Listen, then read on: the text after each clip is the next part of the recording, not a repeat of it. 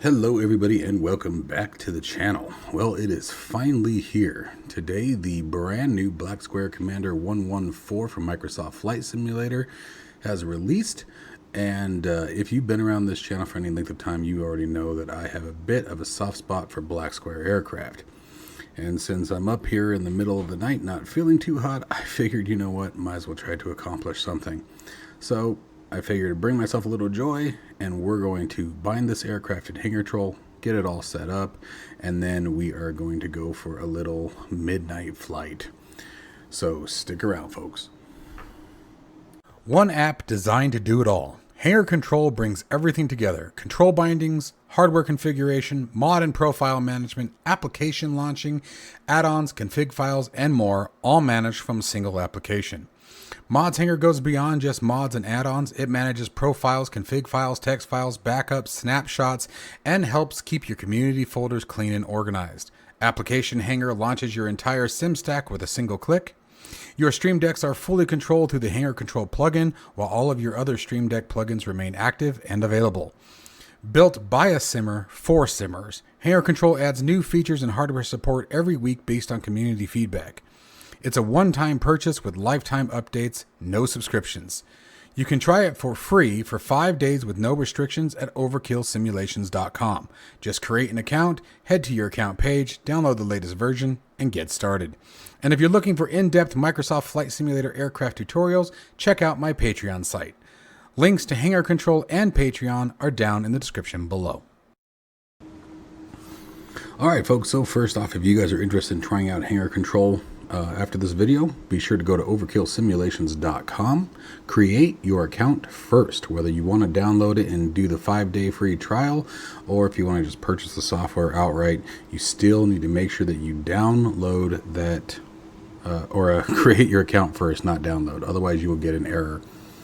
So, as I said, please forgive me. I am definitely feeling very under the weather. I'm having a very rough night, so if I sort of stumble a little bit, don't throw me out to the wolves, please. I promise everything will be okay.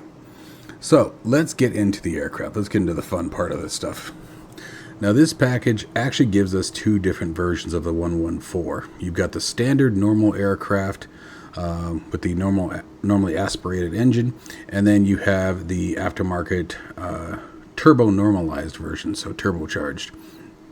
And because I am apparently an 87-year-old at heart, we're going old school today. No turbocharger, no cheating, just a big-ass 6-cylinder Lycoming, a constant speed propeller, 3 wheels, and a bunch of steam gauges, with enough switches to make me happy. I love switches. So let's go ahead and start by just jumping into the cockpit, and then before we take off, we'll do a full walk around after we get the engine started and everything set up. So we're going to take it from a cold and dark state here at beautiful Sedona, Arizona. Absolutely gorgeous area, although it's becoming very touristized. That's my new word.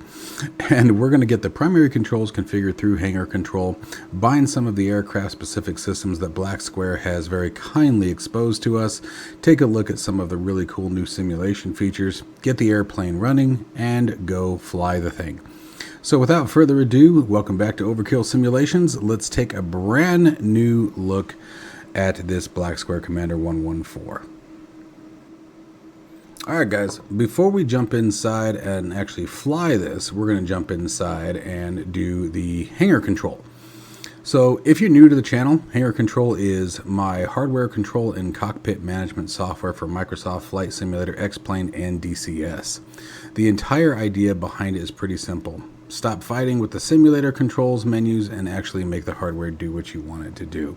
But an all-in-one stop shop that manages your software, your mods and add-ons, as well as your controls, touchscreens, and the Stream Deck.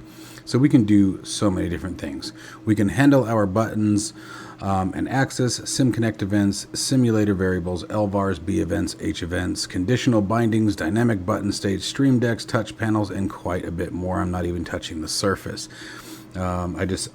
I get a lot of comments on people wondering what the hell Hangar Control actually is, so I wanted to just give a real high level overview of what it does. It's also got a bunch of different tools and things like that, snapshot managers, and a bunch of other stuff that's really handy to have involved as well. And it is constantly evolving, so if you guys are interested in giving your feedback, feature requests, anything like that, make sure that you join the Discord. That is the best way to contribute that information, and I would say a great percentage of this software has been developed based on your feature requests.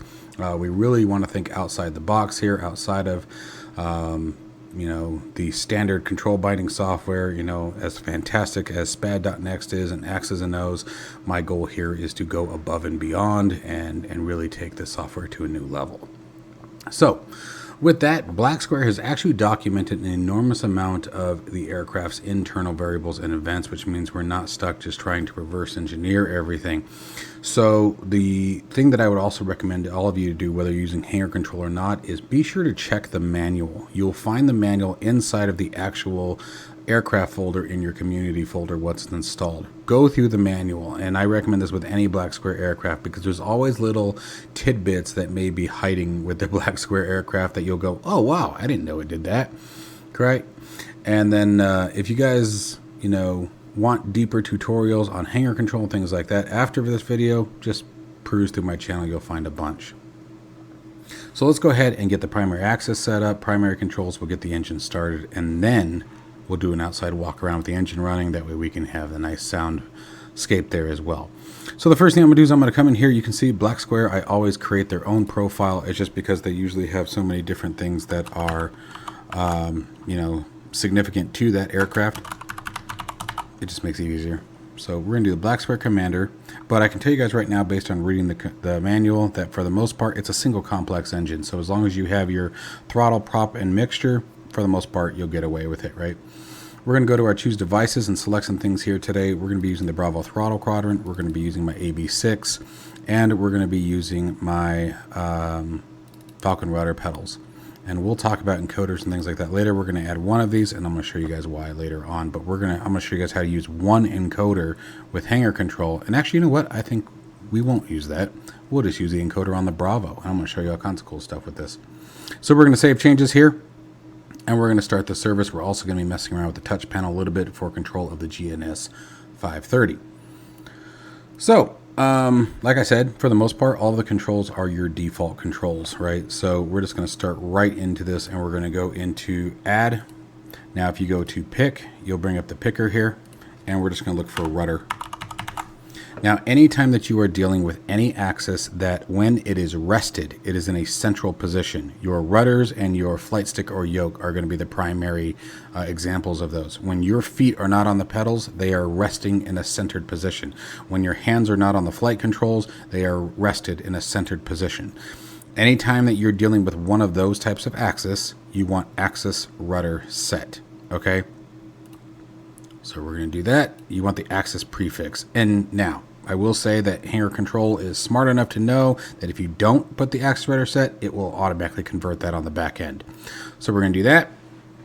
And you know what we're going to do? Let's back this up for just a second. I'm going to put Hangar Control to always on top for the duration of this particular tutorial. That way we can look down and test our controls. And there we go. Let's also remove that control lock here to make sure we have full authority of our controls. Okay, next is our toe brakes. And we're going to come right back in here again. I should probably figure out which is which. That's going to be the left brake. Okay, so bind, add, pick. And here we just want to type brake. Sort alphabetically. I need to fix this so that does that automatically. And brakes underscore left is what we want. Use axis is already checked. Hit save. Okay.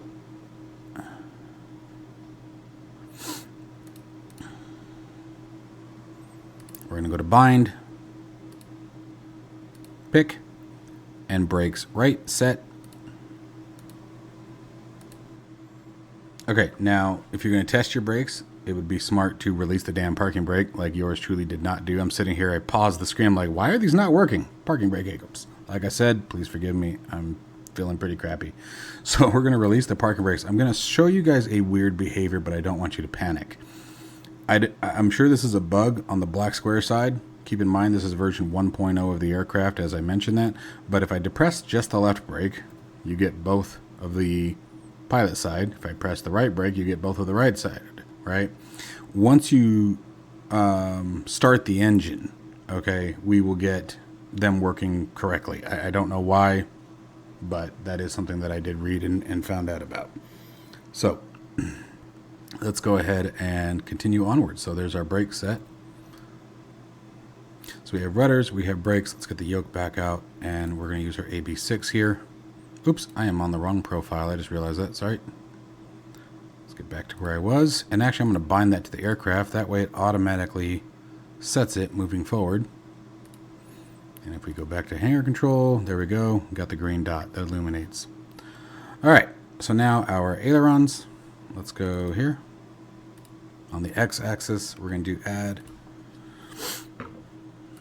And we're going to look for ailerons, axis ailerons set. And we're going to hit save and do a test. Okay, mine, because of my hardware, I need to invert these. So we're just going to come in here and go to axis tune and click that invert button, hit OK and save. And now we have proper control, which means we're going to have to do the same thing on the elevator, so we'll keep that in mind. And so again, elevator, axis elevator set. And this time we're just going to go straight into invert. And there we go. We have our control authority. All right, so now let's move down to the throttle here. So we have a couple different things down here on the throttle quadrant. We have our cowl flap control, throttle, prop, and of course mixture. So let's go ahead and see what we can do about getting all of these bound. Now, you kind of have to decide what order you want to go in. Not sure where I'm going to put the cowl flaps just yet, but let's see if we can't figure that out. Let's start with the throttle. I know where I want that, obviously. And what I'm actually going to do here, to try to save us a little bit of time, is we're going to go to an MSFS default here.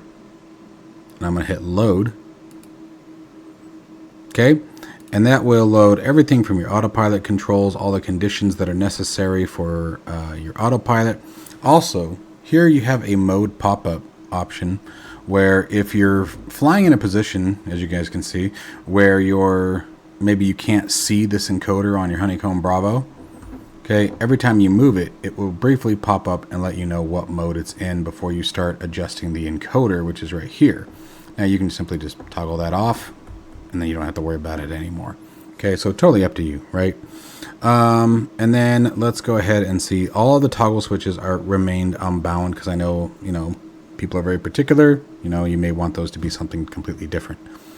So in our case, let's go ahead and continue on, and we're going to go over to the axis and see what we've got going on here. So here we have throttle 1 set. This will be throttle 2 set. We should have pitch 1, pitch 2, mixture 1, mixture 2. So what I'm going to do for this particular set now is I'm going to clear that axis binding, and then this should be pitch 1. Let's clear. Oh, you know what? I actually did not want to do that. I just realized what I did there. That's okay. I'll show you how to copy that over real quick. We want pitch 1. We don't want pitch 2. And we don't need throttle 2. Okay. So for this particular aircraft, let's fix the pitch issue, since I decided to do that for no reason. Or mixture 2, excuse me. So we're going to go into the mixture binding, and the easiest way to do that is we're going to copy this. Or you can just type it out. But we're just going to close, copy, add, change that, and change it to, obviously, you can do mixture 1 or just mixture. We're just going to do mixture. And then we can clear this one now. And then so now, do a quick test. Oh, helps if I hit the right thing. There we go. There's our mixture, or our prop. There's our mixture. Let's get that one down, and there's our throttle control. So I think what I'm going to do for the cowl flaps, maybe there's one on the very end. I'm trying to think of something that I'm not going to accidentally touch when I don't want to. I probably should have reversed these, honestly, for a comfort level, but that's okay. So let's come in here, let's go add access, and let's go. Okay, so to move to the cowl flaps, makes life easier. It is cowl flap 1_set. Okay, use access range, just like we had before, and then now, boom. Okay, good to go there. So now we have the entire throttle quadrant set up, right? So makes that nice and easy. Trim. Let's see if our default trim controls are working. Oh, helps if I do that. That's working beautifully. So let me show you guys the trim control. It's going to be this one here. You're just going to be using elevator trim down and elevator trim up, obviously, depending on which direction you're wanting to go. So that covers that. Alright, so now we're going to bind the rudder trim. To do that, I'm going to show you guys something pretty cool. Let's test around with something real quick. I don't want you guys dealing with my fog brain right now. We're going to remove that. So on the Bravo, you guys can see that the encoder's already bound with a whole list of conditions based on this rotary, right? So what we need is we need a way to override that. And so what I'm going to do is I'm going to use my touch panel to do that. So I'm going to create a touch panel here. And by the way, you know, you guys will see that in a minute here too when it comes time for the GNS 530. But we're going to go to a... we're just going to add a button here. And we're going to add a target zone. Okay, and we can put that wherever we want. Doesn't have to be anything crazy for this demo. Label, this is going to be rudder trim. Okay. And we're going to go down, we're going to add action. We're going to do command sim connect. This is the problem with doing these videos when you're not feeling good. I used the wrong thing. We're going to go back to sim connect. I knew my brain was right where it belonged. Rudder trim right, and here we need rudder trim left, right? So there we go. Boom. Save. We can close this now. Now when we engage it, there it goes. But when we disengage it, the Bravo encoder will resume all of these other commands. So the touch screen or the touch panel will override anything that's previously configured. So you don't lose all of these bindings. Whatever you configure in your touch controller, and you can have this up on a display, you can have this up on your cell phone, literally anything. Okay, so you can put anything with a touch screen on it. I mean, and you saw me, I'm using my mouse right now. So even if you wanted to go that route, although that kind of wouldn't be much fun at that point, you bring your mouse down, but you guys get the idea. So kind of a fun way to use that. Okay, so I think that's really all the major stuff. You know, everything else, battery, things like that, those are all the normal stuff here, right? So I'm going to get the aircraft started, and then let's do a walk around. So I'm going to turn this off now, as far as the always on top. I'm going to minimize that. And now let's get it rolling. Oh, wait, no. And you got to click your keys here. Brings those down. Parking brake is set. Make sure set to full. Cowl flaps are open. Prop is set to full. Throttle cracked. Fuel is set to both. Trim is good. I think that is it. Let's maybe get some lights on. Anti-collision and nav lights. And let's give it a crank. See what this thing sounds like. Let's open the window up here. And let's listen to this beautiful aircraft. There we go. Goodness.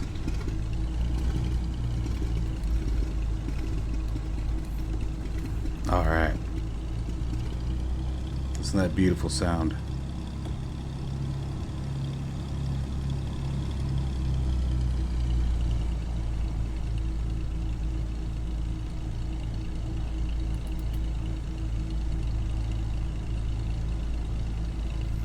Get our avionics master turned on. Alright, so the next thing that we're going to do is that we're going to add a GlassOut pop-out panel and use a touch panel to control our GNS 530. Now I can control this, like I said, on any Wi-Fi device, any touchscreen directly connected to my computer, however I want to do it. If you guys have not checked out GlassOut yet, I highly recommend it. It's Flying Art Designs, absolutely fantastic pop-out panel manager. Now this isn't a GlassOut tutorial, but I'll tell you that all you have to do, make sure that Microsoft Flight Simulator is running, have GlassOut running, and then launch Hangar Control. And that's it. Okay, and then, I had to come back to this. So we have our touch panel. We're going to add a new touch panel here. And what I'm going to do first is I'm going to add the glass out. So we're going to go to Add Web View. We're going to double click, or you can use the panel on the right, whichever. And we're going to go to GlassOut. And we're going to connect. And we're going to find the GNS530. Now notice that they do have a set resolution, so please keep that in mind. Okay, as you stretch them larger and larger, there will be a point at which the screen itself will stop expanding the pop-out panel. The window will continue to expand, but the pop-out panel itself will not. And the larger you make it, the more pixelated it will be. And these resolutions are determined by Microsoft Flight Simulator. Okay, so keep that in mind, that there isn't any way to change that resolution. So, nope, that's the 430. We want the 530. What am I doing? Where are you? Where are you? Am I losing my brain? Where are you? Hello? That's 430.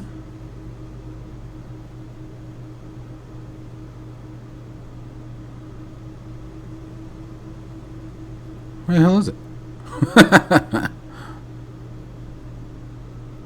650, 750.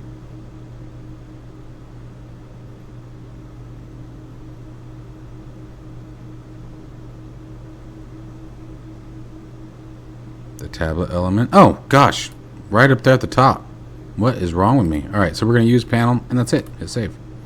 Now, this initial window is just a preview, right? So this is not going to update live with this. Notice that the screens are different, okay? This is just a preview. It's just to give you your sizing information, right?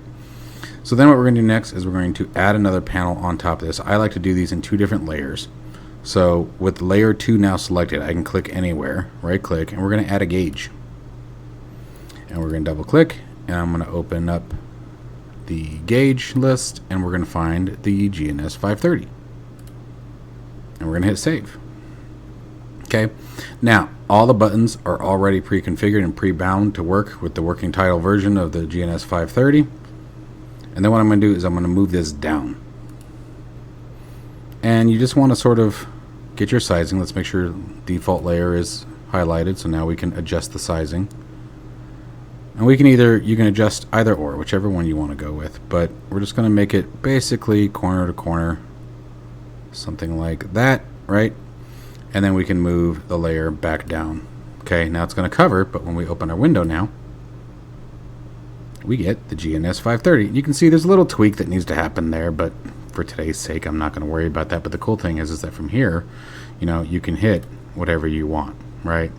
So, yeah, never mind. That's going to drive me crazy. I have to fix it. It's going to drive me crazy. So let's move it back up. And if you do this, you will get a live preview as you update, right? So we can see what's going on here. So if I click back on our default layer, let's bring that up just a hair. Almost. Bring this one down just a hair. Pretty close. Oh, screwed that one up, didn't we?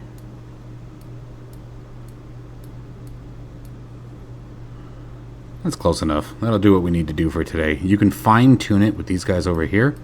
And the nice thing is if you use the sliders over here on the right side, you get that instant update because each pulse is a new update, right? Same thing with here. So it's actually pulsing versus the drag. The left click and drag doesn't send the command until you let go of the mouse button, which is why you see that delayed result.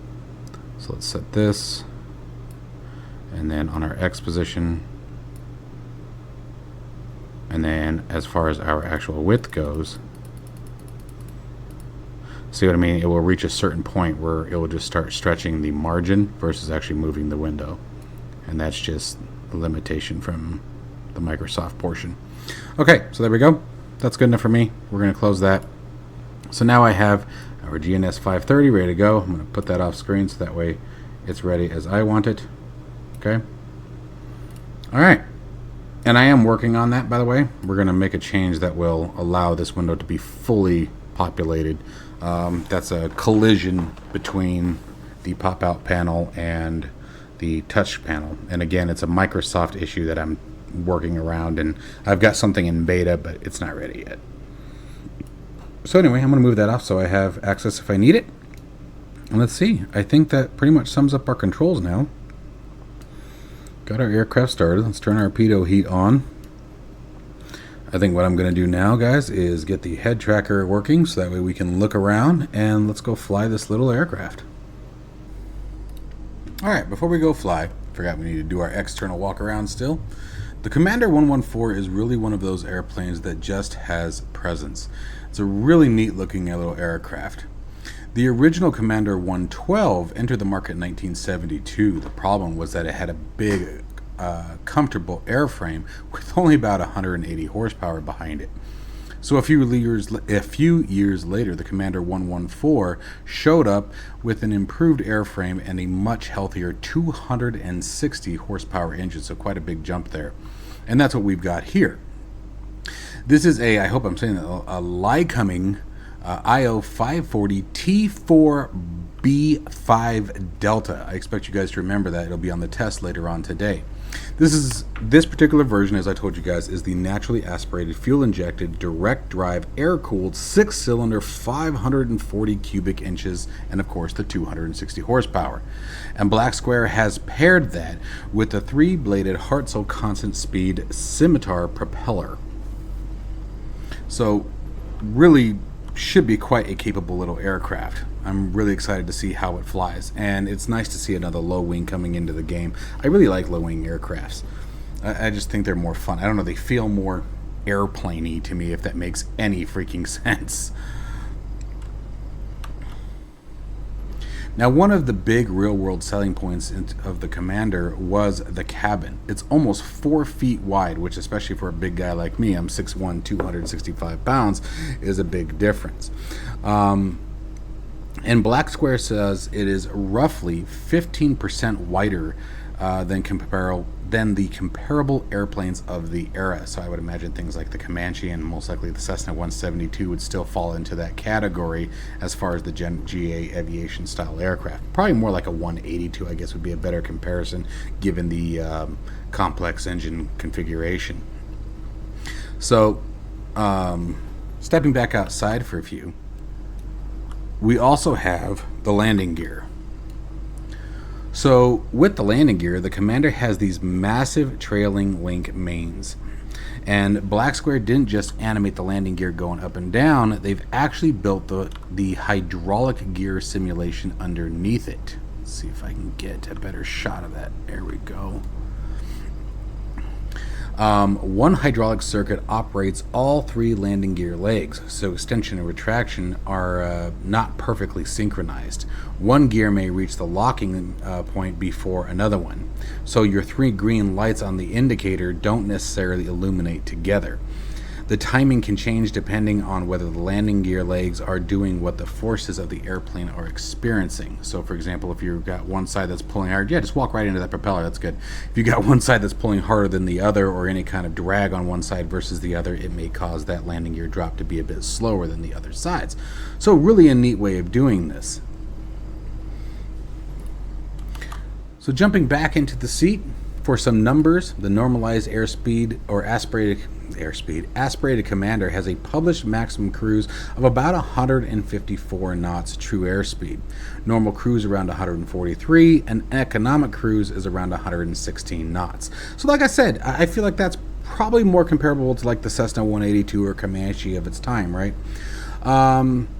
Normal range is about 680 nautical miles, maximum range about 725, and the service ceiling is at 17,400 feet.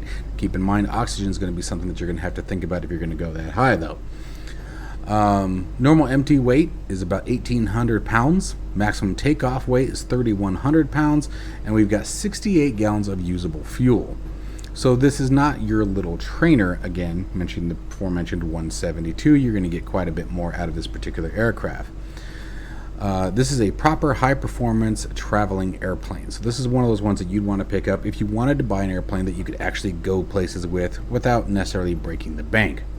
Our major speeds for today are pretty straightforward. Rotation right around 66 knots. Best angle is 79 knots. Best rate, 91.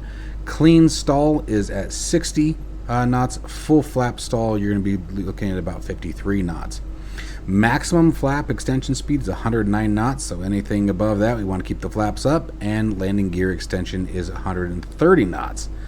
Best glide, you're going to be looking at 82 knots. So that's going to be quite a, I imagine that would be quite a steep down angle depending on where you're at.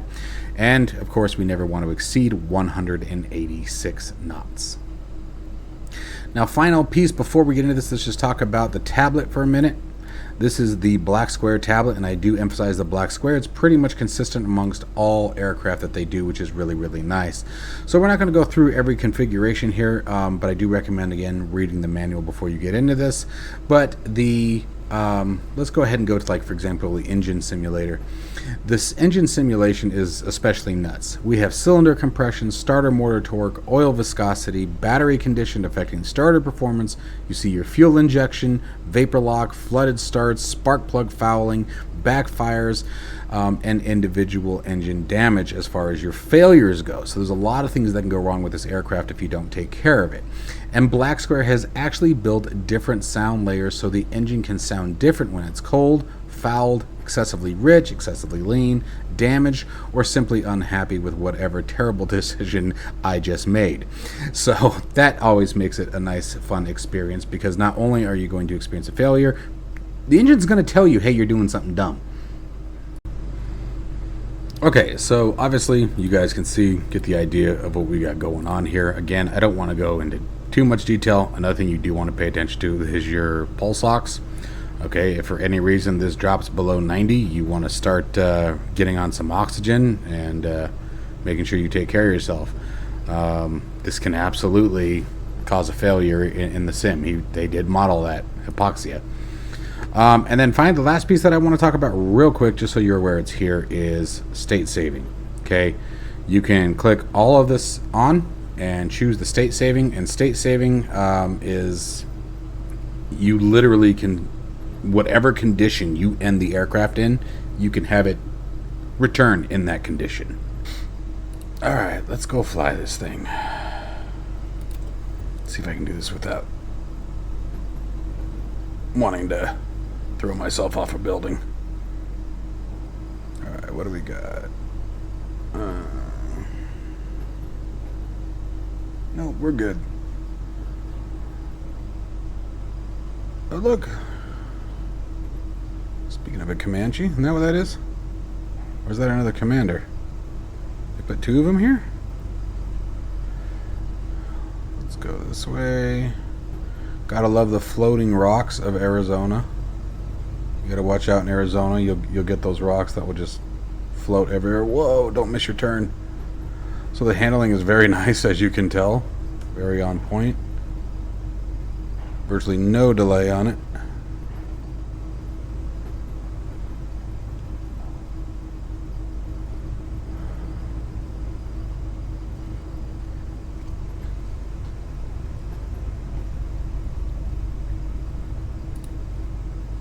Something else that's not really easy to overlook is the gauges themselves have physics. So the gyroscopes have actual modeled behaviors and positions.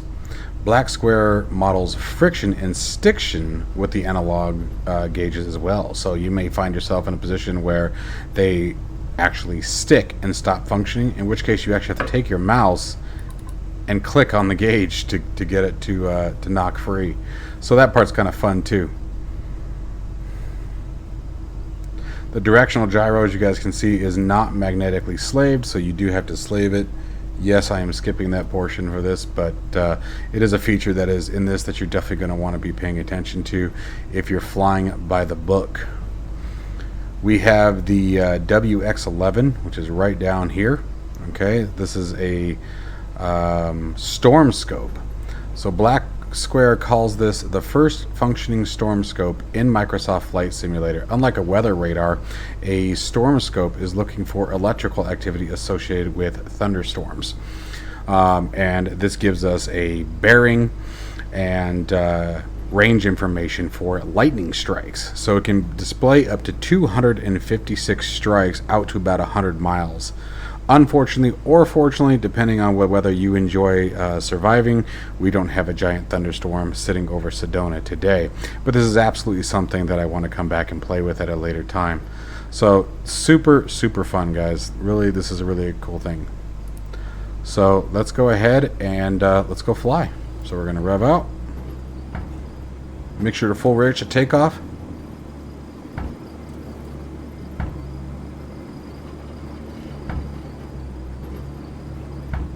Throttle, we have a problem. Okay, so what I'm actually thinking happened here, guys, we started over, and this is kind of fun.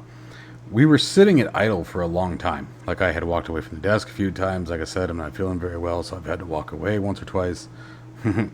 And I think we fouled the spark plugs. You know, we were sitting at idle at almost full rich at just over 4,800 feet. So what we're going to do is, I've clicked the repair engine, even though we did that earlier, but we're going to do a bit more. We're going to clean the cylinders, clean the plugs. So yeah, they were fouled. I just saw that. We'll repair the starter and recharge the battery, just cause. Why not? Full workup, and then we're going to try this again. So we're going to go park braking set, fuel pump. We're going to go only about half mixture on this one.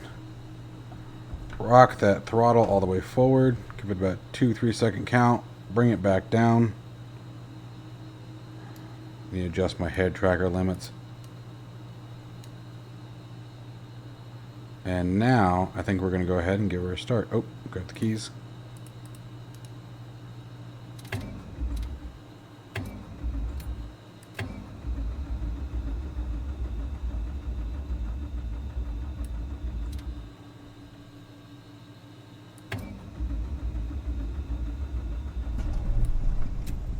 Alright, we're live again.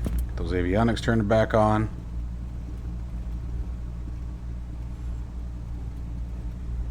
Now, since we're just going up and flying, and you guys obviously want to fly, let's go fly. So, I'm gonna watch. Keep the cylinders up on the lean.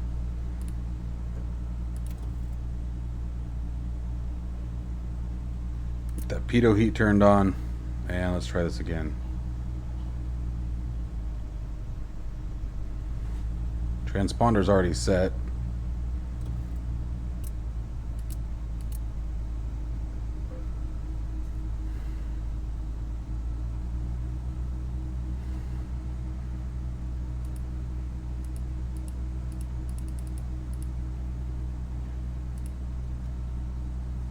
Okay, now let's try this again.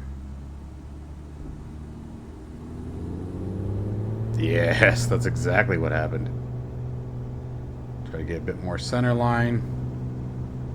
Airspeed's alive. Let's get back over here. I lost that center line real quick. Looking for that 66 knots.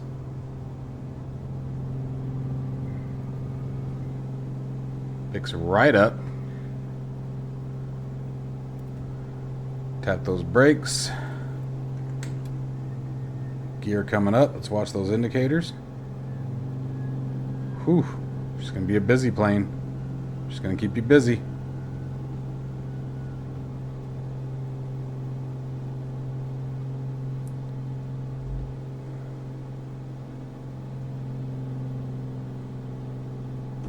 Let's pull some power off here.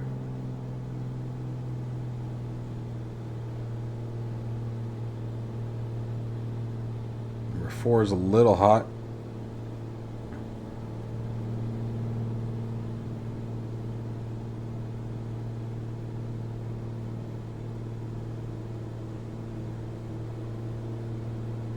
Increase that mixture just a little bit.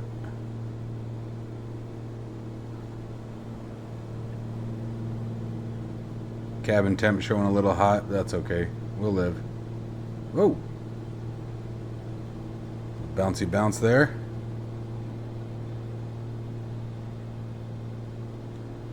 Stunning aircraft. Absolutely stunning. Beautifully done.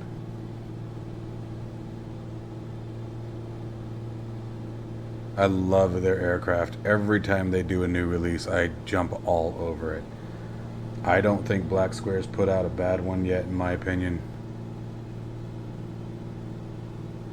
You guys cannot go wrong with these aircraft. Alright, let's trim nose down just a bit.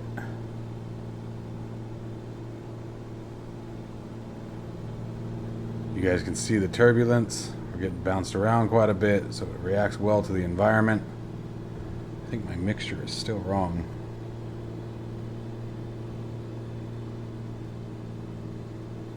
it's going to make it hotter, so we got to go richer. There we go.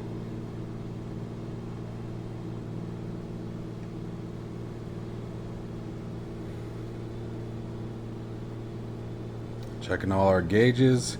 I think that's the other thing that I really like about the Black Square aircraft is the developer's really more focused on those analog gauges, which in my opinion, and it doesn't make any sense. Like what I'm about to say is probably going to sound absolutely ridiculous because like all the same information is still required, right? But I feel like you're busier in the cockpit with the Black Square aircraft. You know, you're constantly looking around. You're constantly having to watch your gauges, gauge, versus having just one screen that you're constantly glancing at. Mercy, this thing that bounces around.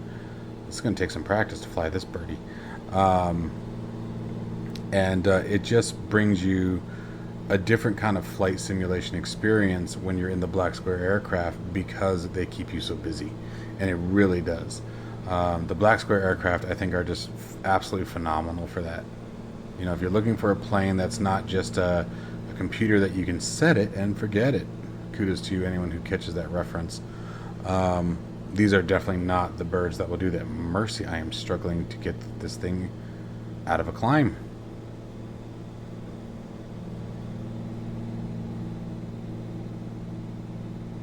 Adding a lot of trim here. Just keeps accelerating, keep trimming, keep accelerating, keep trimming. Like we're doing. Oops! Did I finally hit it? Nope. I don't know. I'm almost scared to try to land it. Alright, and so we are cruising around at about 115 knots, and part of that is because yours truly can't seem to maintain its freaking altitude. Did you guys notice the barometer slider that you have there at the top? I believe the purpose of that particularly is to track what the barometer is, so when you're given, you know, an altitude assignment or whatever. I don't know if that actually affects the altimeter itself. Let's find out here, because I know if you adjust this one, it does, right? Let's see if this one does. No. Oh yes. Well, no, because I'm actually descending. It would help if I could maintain my altitude. Gosh, this little birdie is going to require a lot. Yeah, no, it doesn't. So it's just for data, for tracking. All right, let's try the dreaded landing at this point. So very busy aircraft. You're going to have to learn to fly it. As you can see, I am all over the place. I'm almost debating adjusting the sensitivity. This is probably the first aircraft I've even thought about adjusting my sensitivity with on the flight controls. Oops, I kicked the rudder pedal.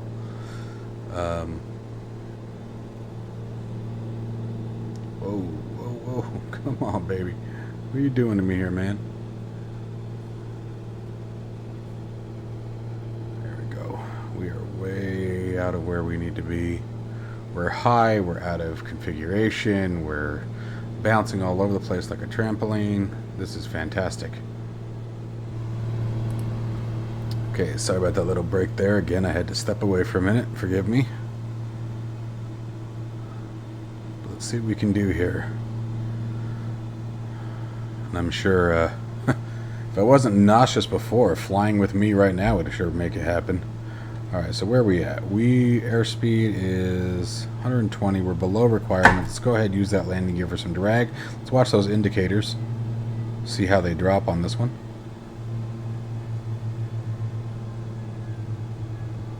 Cool.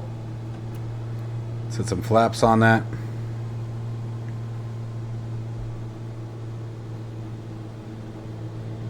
Let's look for that 70 knot approach speed here. Mercy. I am all over the place, guys.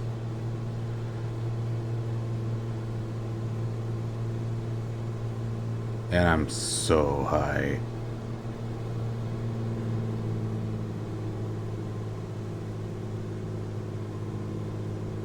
Try to slip it.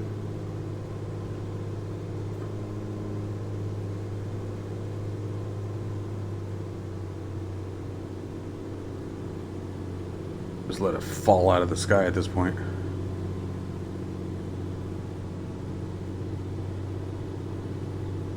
Space shuttle approach.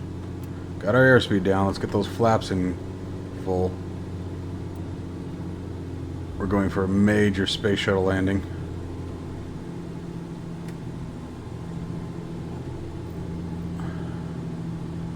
Oof.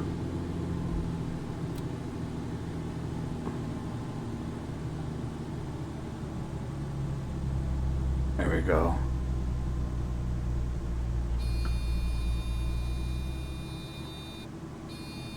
Ooh. Not bad. Could have been worse. That was a terrible approach, a terrible angle, terrible speed, terrible process. Mercy, what did I do wrong about just everything you can think of? Oh, man. But, hey, we got it down, right? Any landing you can walk away from, right? Just don't tell your friends about it.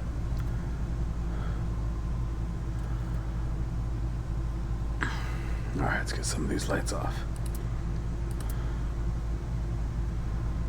Let's go back to our parking spot here.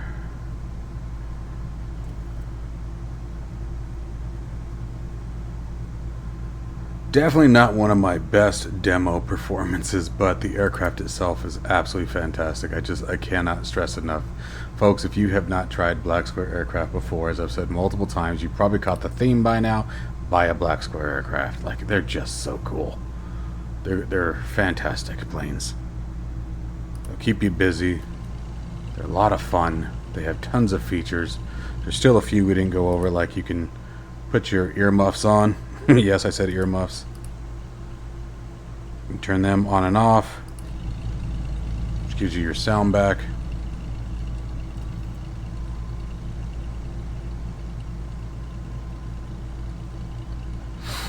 Oh, man. And finally, let's bring it in.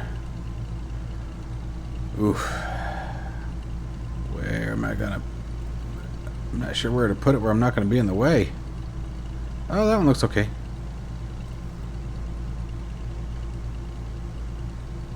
See if we can get this right on the nose mark. Probably not.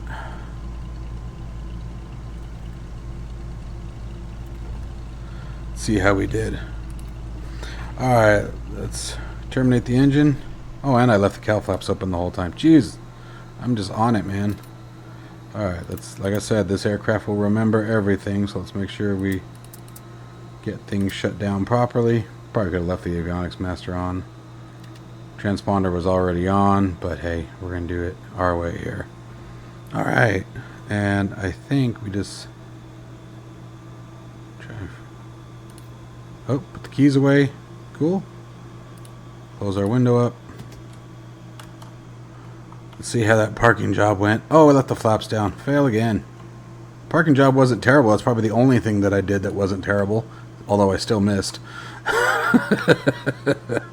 You can't win them all, man. Let's plug it up. Let's see, do we catch our pitot covers? I don't think it used the pitot tube. Must be using just the vacuum. I don't see any other pitos. So I think we got all the reds. Ah, that's so annoying that I left the flaps down. Oh well, we're not going to restart it for that, right? Alright guys, well, I truly hope... There it is! I knew there was one. It's like I can't be losing my mind that bad. I mean, I can, but I don't think I am. But anyway, alright guys, I hope you guys enjoyed this little demo and control binding operation for Hangar Control.